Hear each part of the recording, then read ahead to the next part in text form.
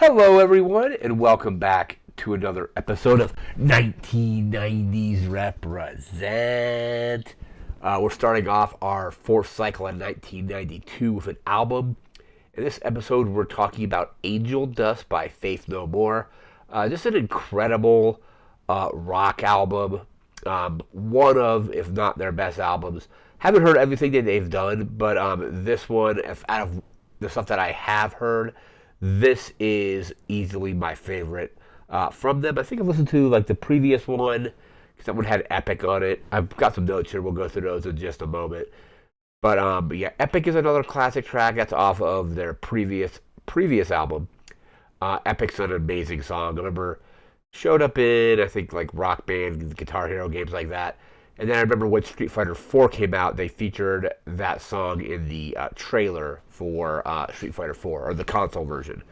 But that's off their previous album. Today we're talking about Angel Dust. It's been a while since I've listened to this album.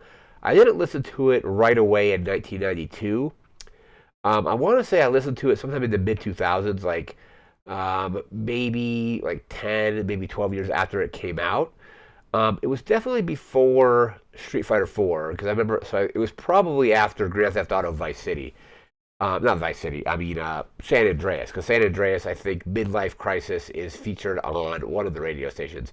We'll get to that in just a second with the notes, but let me actually get those open. We're going to discuss the album, get to the track list, and all that stuff. So let me just get these notes open here. Alright, so here we have our notes for this album. So, Angel Dust, first released June 8th, 1992. Recorded over, I think, like 1991 into 1992, and then released in June. This is the fourth studio album by Faith No More, and it is the follow-up album to The Real Thing from 1989, and I think that's the album that had Epic on it. Like I mentioned just a few seconds ago, I think I first heard Midlife Crisis, probably my favorite track off this album, might even be my overall favorite song from them. That and Epic are some of their better ones. But Midlife Crisis was featured in, I believe, Grand Theft Auto San Andreas on the Radio X radio station. So that was kind of like the alternative kind of rock station. Really good station in that game. Probably my favorite station in the game overall. I remember playing San Andreas, and I would listen to Radio X quite a bit. Unless I was in the kind of in-between areas of like Los Santos and like, I think it's like San Fierro, I think it's supposed to be the San Francisco area, and then there's like Las Venturas. But there's these in-between areas that are more kind of like backwoodsy. I would listen to the country station when I would go to those areas. It just felt like it fit because you're kind of like in the middle of nowhere, much smaller towns, wide open areas. But anyway, back to kind of getting off track. So back to Midlife Crisis featured on Radio X in that game. This album here, Angel Dust, is Faith No More's best-selling album. I think it sold like some 2.5 million copies. Not sure if they actually bring up the stats here on that, because I think I have it pulled up. I think it was 2.5 million. Let me double check. Yeah, it was over 2.5 million worldwide, and then it debuted at number 10 on the Billboard 200 when it came out. So sold very well. The best-selling record that they've done. Let me see here. Roddy Bottom, I think, was talking about the cover. So basically, you have I don't have the image over there, but that's the front cover. The back cover features a bunch of like cow carcasses hanging in like what presumably like a slaughterhouse. So you have this kind of beautiful bird with this blue like background, this very majestic looking bird on the front, and then on the back you just have this gruesome like slaughterhouse scene, and that was intentional, of course. But basically, a couple of things about the name of the album is, of course, Angel Dust, and Roddy Button was quoted as saying, quote, "It summed up what they did perfectly. It's a really beautiful name for a really hideous drug. So that's talking about angel dust, like PCP or whatever it is. And I'm not really up on my drug lingo, but that's kind of like what it's referring to. And like I said, it's kind of a very, hideous slash dangerous drug, but it has this kind of name that makes it sound like this, like very elegant name, so to speak. They also said they wanted to kind of do that with the cover, have it be like a juxtaposition of like this very beautiful thing and then a gruesome thing on the back. There is another quote here from the band, so you can pull it up. Said it was basically it was quote as being really aggressive and disturbing, and then really soothing. That's a quote from the band about the kind of the disturbing cover on the back, the soothing cover on the front of the album. Came out to pretty good reviews. It reviewed really well. Let me actually pull up the reviews here for it. Pull them down. Here we go. So bunch of just really good reviews. All Music has it at looks like a 4.5 out of 5. Entertainment Weekly gave it a B. What's that? Kerrang gave it looks like a 3 out of 5. LA Times has it at a 4 or a 3 out of 4. NME has it at looks like a 9. Is that a 9 or an 8 out of 10? Pitchfork has it at an 8.8 out of 10. Q has it at a 4 out of 5. Record Collector has it at 4 out of 5. Rolling Stone also 4 out of 5. And Select has it at a 5 out of 5. So overall, very good reviews on the album. Like I said, it's probably my favorite album from them. Again, I haven't listened to everything that they've done, but overall, a just incredible album from them. And the cool thing is, we're going to go through the track list, and then we're going to go through the working title track list. So basically, when they recorded obviously the songs had names, but I think like the working titles were a little bit different. But yeah, so the tracks here, 13 tracks. I think I listened to the deluxe version. Which version did I listen to recently?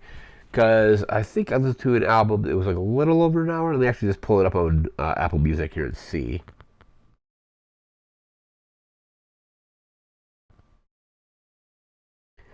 Angel Dust by Faith No More. Let me actually just pull the album. So the version I listened to recently on Apple Music was 14 tracks, an hour and 2 minutes. So yeah, it looks like I had the version that had the 1993 re-release, so it has a bonus track. The album came out in 1992, got reissued in 1993 with a 14th track. So we're going to go through the first 13 tracks, and that comes in at about 59 minutes and 47 seconds. And then the other track makes it be that hour and 2 minutes. But anyway, track 1 is Land of Sunshine. Track 2 is Caffeine. Track 3 is Midlife Crisis. Absolutely love Midlife Crisis. Like I said, if it wasn't for Grand Theft Auto San Andreas, I may have not discovered this album at all. But Midlife Crisis just starts off like several bars of just these drums. Then the guitar started. The lyrics in Good Midlife Crisis are just incredible. Like just the line of like, "Without me, you're only you." I love that kind of line. Even though it's referring to, I think like when I looked it up on Genius, referring to like celebrity like culture. Like the musician is who they are because of the fans. So like without me, without the fans, you're only you. But I just took it as be like you could also be like, I don't want to say Batman and the Joker, but like I think we're like without Batman, the Joker is just a guy. Without the Joker, Batman's just a guy. So it kind of works that way too. But Midlife Crisis is just an incredible song. Easily my favorite track off the album. Might be my favorite track from them overall. Anyway, track 4 is RV. Track 5 is Smaller and Smaller. Track 6 is Everything's Ruined. Track 7 is Malpractice. Track 8 is Kindergarten. Track 9 is Be Aggressive. Track 10 is A Small Victory. Let's see here. Track 11 is Crack Hitler. Track 12 is Jizzlobber. And track 13 is Midnight Cowboy, which is an instrumental. The version I listened to, I think, has that 14th extra track that came out in 1993, and that has a cover of the Commodore's Easy.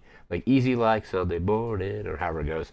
So that was the version I listened to. Apparently, there was a couple of other tracks on the Japanese edition that featured Easy as well as the Worm Turns.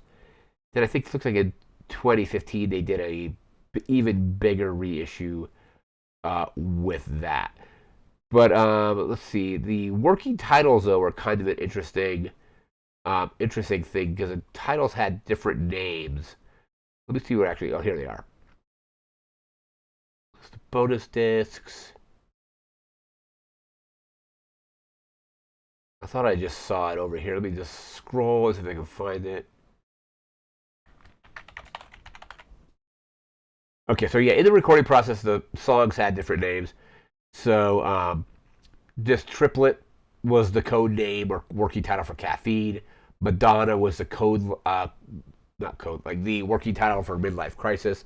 Because when I actually looked up Midlife Crisis, the lyrics on Genius, it did mention um, Mike Patton, I think, talking about kind of Madonna. And at this point, Madonna was kind of everywhere. So the song was kind of like written somewhat about Madonna. At least that's the Genius kind of annotations made it sound like.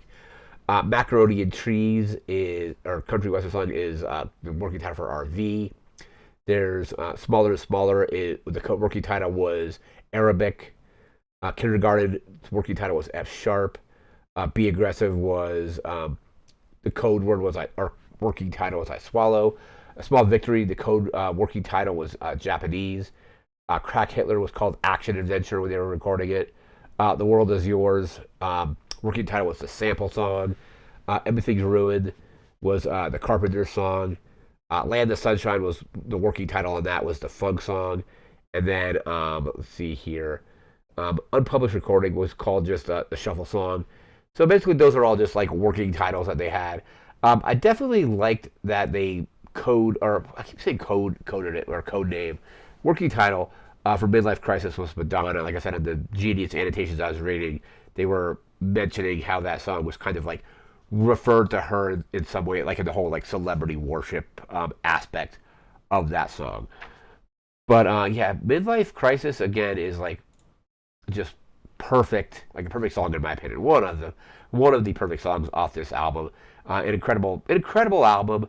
Like I said, it reviewed very well. Definitely my favorite album from Faith No More. I hadn't listened to it for quite a while, but remember I was just looking up albums that came out in 1992 and saw this on there. I'm like, okay, we're definitely doing that. Just sat back. Like I said, the version I listened to was like over an hour long. Just sat back and kind of just like played the album. Had an incredible time listening to it. But that is going to do it for this video. We'll be back again in a few days with a 1992 movie. Again, no idea what that movie is going to be just yet, so we'll figure that out, and we'll get that episode up next. And then after that, we'll be doing a computer game or a video game from 1992 before jumping back into 1993, and then the rest of the decade after that. So again, we're on our fourth cycle now of 1992. That's going to do it for now, so remember to like, comment, share, and subscribe. We'll see you again next time. Thanks again for watching. Take care and have a good one. See ya.